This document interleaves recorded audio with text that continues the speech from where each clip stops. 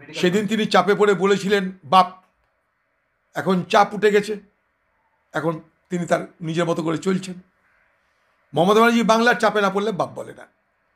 সেদিন এই মমতা ব্যানার্জি একে সরাচ্ছে, তাকে সরাচ্ছে, ওকে সরাচ্ছে, প্রলেপ, সেগুলো কতগুলো চোখের উপর আমাদের প্রলেপ দিল। আজ যখন এই আন্দোলন স্তিমিত হয়েছে, তখন তার আসল চেহারা দেখতে পাচ্ছে। অপরাধীদের তাদের আবার তিনি ফ্রন্টে নিয়ে এসে দেখাবেন তিনি, আমার জন্য কেউ অপরাধ করলে সেই অপরাধ অপরাধ হয় না। আমার জন্যে দালালি করো, আমার জন্য অন্যায় করো, আমার জন্য অপরাধ করো, আমি তোমাদের আশীর্বাদ করব। আমার জন্য অপরাধ করলে তোমাদের কোনো বিপদ নাই, যতক্ষণ বাংলায় আমি আছি। তাই অপরাধী আমি বাংলাকে তোমাদের জন্য অপরাধের স্বর্গরাজ্যে রূপান্তরিত করেছি। সেই স্বর্গরাজ্যে তোমরা এক একটা নক্ষত্র অপরাধ করো, এদিক ওদিক হবে কয়েকদিন, আবার আমি নিয়ে আসবো। বিনীত গোয়েলকে সরিয়েছে, কিন্তু তার ডিমোশন কিছু হয়নি, তার কোনো পদ ছাঁটা হয়নি, তাকে একইভাবে খাতির করে আরেকটা পদ দেওয়া হয়েছে। আগামী দিনে তাকে হয়তো আবার নিয়ে আসবে সিপি করে, যদি সে চাই। এই মমতা ব্যানার্জি সব কিছু সম্ভব। বাংলাদেশের সন্ত্রাসের যে চেহারাটা এবং সন্ত্রাসের যে ভয়ঙ্কর বাতাবরণ তৈরি হয়েছে, তার পরিণাম এইটাই যে সেখানটায় আইনজীবীরা আজকে কোর্টে দাঁড়াতে পারছে না, অন্য কিছু না। আতঙ্ক বাতাবরণ, কারণ জানে খুন হয়ে যাবে। একটা লয়ের আগে খুন হয়ে গেল, এবার সেই খুনে এদেরকে ফাঁসানো হবে। একটা নিরস্ত্র মানুষ, একটা অহিংস, কোনো তাকে আমরা দেখিনি যে সে কোনো সেখানে অস্ত্র ধরে কিছু করছে কিনা। দেখুন, আমি না হিন্দু না মুসলমান, আমি এখানে ওকালতি করছি না। আমি ওকালতি করছি মানবতার, আমি ওকালতি করছি মানবিকতার। বাংলাদেশে যা হচ্ছে তা মানবিকতার সম্পূর্ণ বিরুদ্ধে। বাংলাদেশে যা হচ্ছে সেটা পরিকল্পিতভাবে এক ধরনের একটা এথনিক ক্লিনজিং চলছে। অর্থাৎ হিন্দু তারাও এই একটা লাইন সেখানকার মৌলবাদী সংগঠন তারা গ্রহণ করেছে, কারণ অস্থির সরকার। আর এখান থেকে কাকে আমরা দোষী করব, কাকে আমরা বলবো? সেখানে কোনো সরকারই নেই, একটা অদ্ভুত অবস্থা চলছে বাংলাদেশে। এরকম অবস্থা, টালমাটাল অবস্থা আমাদের দেশের সার্বিক নিরাপত্তার জন্য ক্ষতিকর বলে আমি মনে করি। এখানটায় রাজনীতি না করে ভারতবর্ষের সার্বিক নিরাপত্তার কথা ভাবা হোক বলে আমার মনে করি। আমি যদি পার্লামেন্টে থাকতাম এই কথাটাই বলতাম যে ভারতবর্ষের সঙ্গে বাংলাদেশের 4000 কিলোমিটারের বর্ডার, বেশিরভাগ এলাকায় সেগুলো পোরাস, যাতায়াত করা যায়। পাকিস্তান বসে আছে, চীন বসে আছে, বাংলাদেশে অস্থিরতা তৈরি করে ভারতবর্ষের পূর্ব সীমান্তকে বিপন্ন করে তোলা। অর্থাৎ ভারতবর্ষের পশ্চিম সীমান্তে পাকিস্তান, পূর্ব সীমান্তে বাংলাদেশ যদি বিপন্ন করে তোলা সম্ভব হয়, তাহলে সব থেকে বেশি লাভ পাকিস্তানের, সব থেকে বেশি লাভ চীনের, এটা বুঝতে হবে আমাদের সকলকে। সেই জন্যে রাজনীতি না করে ভারতবর্ষের নিরাপত্তার কথা সকলের ভাবা দরকার বলে আমি মনে করি। এবং এই নিরাপত্তা ভারতবর্ষে যদি বিঘ্নিত হয়, বাংলাদেশেরও বিঘ্নিত হবে।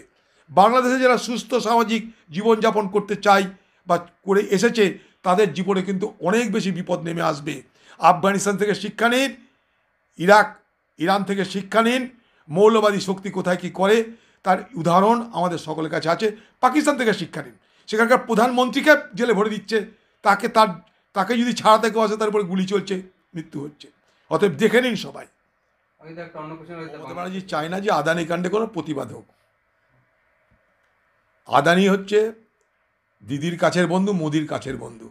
আগামী দিন মোদির সঙ্গে দিদির সেতু বন্ধনে সবথেকে বড় ভূমিকা কেউ যদি নিতে পারে তার নাম আদানি, এবং সেই ভূমিকা তিনি পালন করছেন।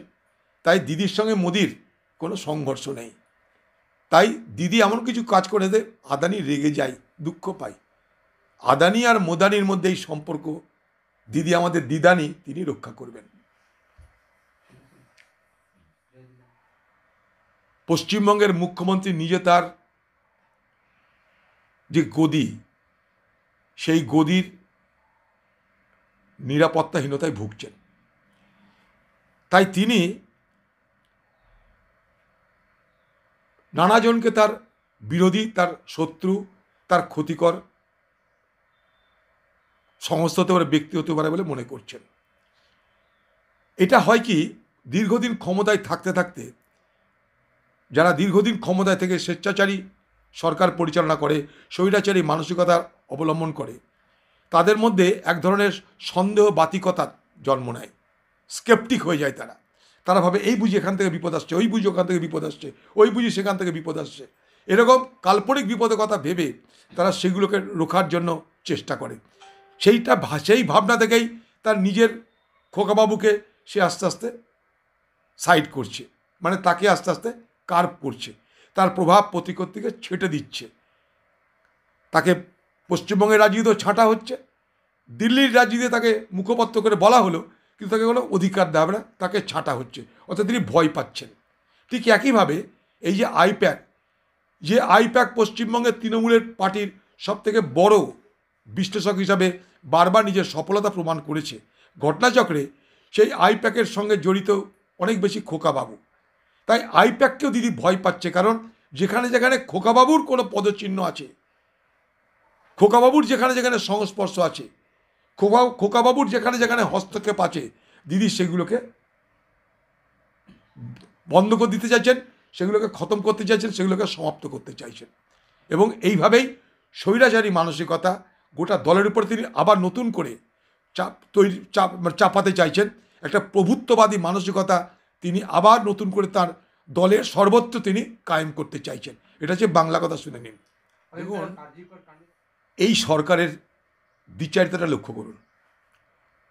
এই সরকার আলু ব্যবসায়ীদের কাছ থেকে যে দরে বাজারে আলু ছাড়তে বলছে, আলু ব্যবসায়ীরা সেই দরে যখন বাজারে আলু ছাড়ছে, রিটেলে যখন যাচ্ছে, আপনি যখন আলু কিনছি তার দাম বেড়ে যাচ্ছে।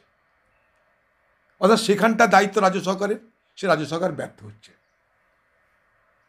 পশ্চিমবঙ্গের যে আলু সংরক্ষণের জন্য যে সমস্ত গোডাউন আছে, আলুর যে সমস্ত স্টোরেজ আছে, সেই স্টোরেজগুলোতে যে আলুর পরিমাণ, সেই আলুর পরিমাণ পশ্চিমবঙ্গের জন্য যথেষ্ট কিনা দেখা হোক, এক। 2 নম্বর, পশ্চিমবঙ্গ থেকে যে সমস্ত আলু বাইরের রাজ্যে যায়, অর্থাৎ মনে করেন উড়িষ্যা যাচ্ছে, ঝাড়খণ্ড যাচ্ছে, অন্য রাজ্যে যাচ্ছে, সেই আলু কিন্তু পশ্চিমবঙ্গের মানুষ আমরা খাই না। এটা অন্য প্রকারের আলু। আলুর নানা রকমের ভাগ আছে। পশ্চিমবঙ্গে যে আলুটা বাঙালিরা ব্যবহার করে, খায়, কনজিউম করে, সেই আলু আর উড়িষ্যায় পাঠানো আলু, ঝাড়খণ্ডের পাঠানো আলুর মধ্যে ফারাক আছে। ঠিক আছে? এখন পশ্চিমবঙ্গে যেহেতু আলুর সংকট, সেই আলুর সংকট মূলত ফোরেদের জন্য, সেই আলুর সংকট মূলত দালাল রাজের জন্য। সেই দালাল রাজকে, সে ফোরে রাজকে পশ্চিমবঙ্গ সরকার ঠেকাতে পারছে না, আটকাতে পারছে না। তাই উদরপিণ্ডি বুদোর ঘাড়ে চাপিয়ে সমস্ত দোষ আলু ব্যবসায়ীদের, সমস্ত কিছু স্টকের উপর তিনি চাপিয়ে দিতে চাইছেন। অথচ পশ্চিমবঙ্গের কোল্ড স্টোরেজে আলুর স্টক আছে, সেই আলুর স্টকের তথ্য বাইরে প্রকাশ করা হোক, এক। 2 নম্বর, পশ্চিমবঙ্গে প্রতিদিন আলুর কি ডিম্যান্ড আছে, আলুর কত কনজামশান আছে, সেটা প্রকাশ করা হোক। দেখুন, সব কিছু দুধকে দুধ, পানিকে পানি স্পষ্ট হয়ে যাবে। এখানটাই পশ্চিমবঙ্গের দালাল রাজ, পশ্চিমবঙ্গে ফোরে রাজ এমনভাবে বাজারে দখল করেছে যে পশ্চিমবঙ্গের ফোরে থেকে খুশি করার জন্য, দালাল থেকে খুশি করার জন্য, সুলভে যেখানে আলু পাওয়া যায়, যেখানে হোলসেলে আলু কোল্ড স্টোর থেকে যাচ্ছে 25, 26, 27 টাকা দরে, সেখানে বাজারে হয়ে যাচ্ছে সেটা 30, 35, 40। কেন? এই প্রশ্নের উত্তর কিন্তু কেউ দিচ্ছে না। আপনি সুফল চালু করেছেন, সেই সুফলে আলু পাচ্ছে না কেন লোকে? কারণ আপনি দালালদের চটাবেন না। দালালদের নিয়ে তো আপনার চলে, কাটমানি, ধান্দাবাজি, তোলাবাজি, দালালদের নিয়ে তো আপনার চলে। তাই দালালরা যদি নিরাপদ না থাকে, তাহলে আপনার সরকার নিরাপদ থাকবে না। তাই আপনি এই এই এই এই রকম উদ্ভট কতগুলো সিদ্ধান্ত নিয়েছেন। আমাদের সঙ্গে মাঝখান থেকে কী হচ্ছে? উড়িষ্যার সম্পর্ক খারাপ হচ্ছে, ঝাড়খণ্ডের সম্পর্ক খারাপ হচ্ছে। কি হচ্ছে এগুলো? আলু ব্যবসায়ী তারা ফসল ফলাচ্ছে, ইনভেস্ট করে ব্যাংক থেকে লোন নিচ্ছে, নিজেরা পকেট থেকে টাকা দিচ্ছে, মেহনত করছে, তারাও তো লাভ চাইবে। যদি পশ্চিমবঙ্গের মানুষকে পুষিয়ে দিয়ে তারা বাইরে রপ্তানি করে লাভ করে, তাতে আমার রাজ্যেরই ভালো হবে বলে মনে করি আমি। কারণ আগামী দিনে তারা আরও বেশি এলাকায় আলু চাষ করবে, আরও উচ্চ ফলনশীল আলু হবে, ফলে সেখান থেকে আলু চাষিরা ভালো দামও পাবে। আপনি আলু চাষিদের ভালো দাম দিন, বাজারে ন্যায্য মূল্যে আলু সাপ্লাই দিন, তারপর যেটা অতিরিক্ত থাকবে সেটা আপনি রপ্তানি করতে দিন, অসুবিধা কী আছে? রাজ্যের বাড়ি যেতে দিন, ক্ষতি কী আছে তাতে? যাতে আমার রাজ্যের ইকোনমি বাড়বে। রাহুল গান্ধী যে